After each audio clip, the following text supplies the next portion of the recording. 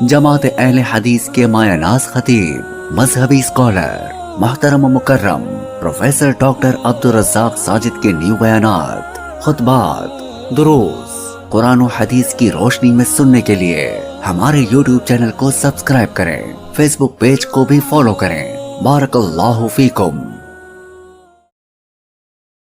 یاد رہے کہ ملوکیت بھی تیرے رب کی عطا ہے، خلافت بھی تیرے رب کی عطا ہے، لیکن اس میں ہونا اندر یہ چاہیے۔ اگر ملوکیت بری ہوتی تو رب سلیمان علیہ السلام کو کبھی ملوکیت عطا نہ کرتے،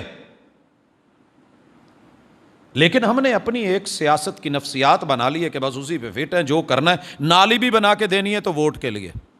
سڑک بھی بنا کے دینی ہے تو ووٹ کے لیے، پائپ بچھوانا ہے تو جناب یہ جمہوریت میں جتوائے گی، اور غیروں کے نظام کے ایجنڈے کے پیچھے بھاگنا اور رب کے ایجنڈے کو رد کرنا اور روکنا تمہیں کبھی عزت نہیں دے گا۔ نظام تعلیم کو دیکھ لیں، ہماری معاشی نظام میں، ہمارے معاشی نظام اس وقت جو کیفیت ہے، حالات ہے، سارا ملبہ میں اکثر دیکھتا ہوں کہ مولویوں پہ آ کے گرتا ہے، اور اس قدر ہوتا ہے ماشاءاللہ، با کمال ہوتا ہے، لاجواب ہوتا ہے کہ دل کرتا ہے کہ کبھی اس پہ اسپیشلی رکھوں جمعہ کہ لوگوں کرتے کیا ہو، ہمیں دیتے کیا ہو،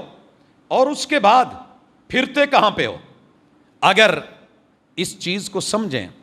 کیا ایسے نہیں ہے کہ ہماری سیاسی صورتحال ٹوٹلی یہود سے لی ہوئی، مجوس سے لی ہوئی، نصارہ سے لیا ہوا، تجارت کا سسٹم، کاروبار وہ سود پہ مبنی، ہمارے عادات خوشی غمی وہ ہندوؤں سے لی ہوئی، اور ہماری وضاقتہ وہ نصارہ والی، کیا کیا نہیں ہے، نظام تعلیم وہ گوروں سے لیا ہوا، لباس وہاں سے اٹھایا ہوا، اور سب کچھ، اور بجٹ کا 99.99 کر لیں سر جی، 99.99، ان میں سے اگر کہیں کوئی تھوڑا بہت کسی مسجد مدرسے کو گیا ہو تو ٹھیک، وگرنہ آپ نے ان کو کیا دیا ہے؟ اور الزام ہے جس کو آپ نے 1 روپیہ بھی نہیں دیا کہ وہ مولوی نہیں چلنے دیتا، وہ نہیں چلنے دیتا، یا آپ خود کو نہیں چلنے دیتے، یا آپ کرپشن کی نظر ہو گئے ہیں،